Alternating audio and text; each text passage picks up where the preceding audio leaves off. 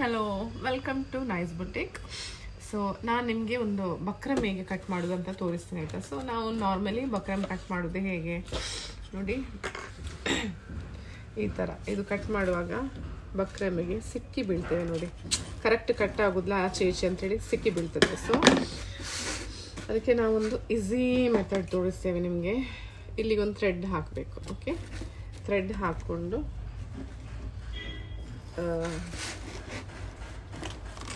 ಹೀಗೆ ಸೀದಾ ಕಟ್ ಮಾಡ್ತಾ ಹೋಗ್ಬೇಕು.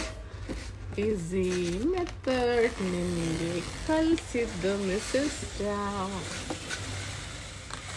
ಈ ಥರ ಈಸಿ ಆಯಿತಾ? ಇಲ್ಲ, 2 ನಿಮಿಷದ್ದು ಕೆಲಸ ಈ ಬಕ್ರಮ್ ಕಟ್ ಮಾಡಿ.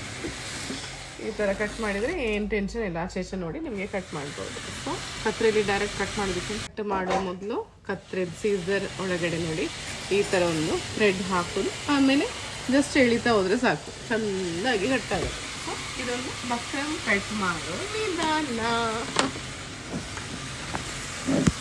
ಸೊ ಪ್ಲೀಸ್ ಗೈಸ್, ಶೇರ್ ಮಾಡಿ, ಸಬ್ಸ್ಕ್ರೈಬ್ ಮಾಡಿ, ಲೈಕ್ ಮಾಡಿ.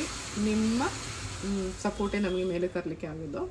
ಪ್ಲೀಸ್, ತುಂಬ ಬ್ಯುಸಿ ಉಂಟು ಇವಾಗ, ಕೆಲಸ ಆಯಿತು 1 ಮಂತಿಂದ ತಗೊಳ್ತಾ ಇಲ್ಲ, ಸಾಕಾಯಿತು.